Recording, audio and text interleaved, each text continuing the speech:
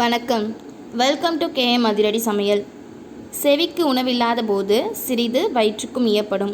இந்த திருக்குறளுக்கேற்ப நம்ம சேனலில் இவ்வளோ நாளாக நம்ம சப்ஜெக்ட் பார்த்துட்டு இருந்தோம் இல்லையா, அது போக இனிமேல் நம்ம டெய்லி ஒரு ஃபுட்டையும் பார்க்க போகிறோம். அந்த ஃபுட் எப்படி இருக்கும்னு பார்த்திங்கன்னா ஆர்கானிக் பேஸ்டாக இருக்கும். நம்மளோட இம்யூனிட்டி பூஸ்ட் பண்ணுற விதமாக இருக்கும்.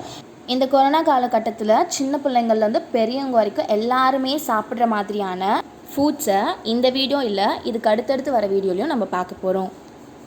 இந்த வீடியோவில் நம்ம தேங்காய் பால் கொழுக்கட்டை பார்க்க போகிறோம். இதற்கு தேவையான பொருள் பச்சரிசி மாவு, நாட்டு சக்கரைன்னு சொல்கிற ப்ரௌன் சுகரு, அப்புறம் தேவையான அளவு உப்பு, அடுத்து ஏலக்காய், தேங்காய்,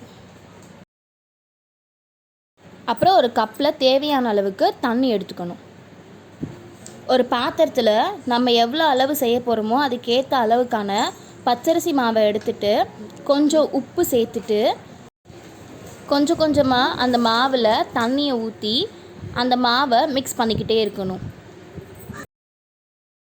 எவ்வளோ நேரம் இந்த மாவை இந்த மாதிரி மிக்ஸ் பண்ணிக்கிட்டே இருக்கணும்னு பார்த்திங்கன்னா, அந்த மாவு நம்ம கையில் ஒட்டாத அளவுக்கு நல்லா ஒரு திக் கன்சிஸ்டன்சி வர வரைக்கும் நம்ம அந்த மாவை மிக்ஸ் பண்ணிக்கிட்டே இருக்கணும். மாவை ஒரு சைடு நம்ம தள்ளி வச்சுட்டு தேங்காய் தேவையான அளவுக்கு துருவிக்கணும், ஸ்லைஸ் பண்ணிக்கணும். நம்ம தேங்காவை ஸ்லைஸ் பண்ண அப்புறமா நம்ம அந்த மாவை எடுத்து நமக்கு எந்த ஷேப்பில் வேணுமோ, ரவுண்ட் ஷேப்பில் வேணும்னா ரவுண்ட் ஷேப்பில், இல்லை நீட்டமாக வேணும்னா நீட்டமாக, அந்த ஷேப்பில் நம்ம சின்ன சின்னதாக பால்ஸ் செஞ்சுக்கணும். அந்த உருண்டை செஞ்சு முடித்தக்கப்புறமா அடுப்பை பற்ற வச்சு ஒரு பாத்திரத்தில் 3 கப் தண்ணி ஊற்றணும். அதில் நம்ம துருவி வச்ச தேங்காவையும் தேவையான அளவுக்கு உப்பையும் போட்டு நல்லா கொதிக்க வைக்கணும் ஒரு 2 நிமிஷம். இந்த தண்ணியில் அந்த தேங்காய் பால் நல்லா இறங்குற அளவுக்கு நம்ம அதை ஹீட் பண்ணிக்கிட்டே மிக்ஸ் பண்ணி விடணும். இப்போ இந்த சூடாக இருக்க தண்ணியில் கொழுக்கட்டையை போட்டு நல்லா மிக்ஸ் பண்ணி விடணும். இந்த கொழுக்கட்டை இந்த தண்ணியில் நல்லா வெந்து வர வரைக்கும் ஒரு 2 மினிட்ஸ் வெயிட் பண்ணுங்கள். அந்த கொழுக்கட்டை வேகிறதுக்குள்ளே நம்ம ஒரு பாத்திரத்தில் கொஞ்சம் அரிசி மாவை எடுத்து தண்ணியை ஊற்றி நல்லா மிக்ஸ் பண்ணி ஒரு லிக்விட் கன்சிஸ்டன்சி வர வரைக்கும், அதாவது தண்ணியாக வர வரைக்கும் வெயிட் பண்ணுங்கள். அந்த தண்ணியாக இப்போ நம்ம மிக்ஸ் பண்ண அந்த அரிசி மாவை என்ன பண்ணணுன்னா அந்த பால் கொழுக்கட்டை குண்டான்குள்ளே ஊற்றி நல்லா மிக்ஸ் பண்ணணும்.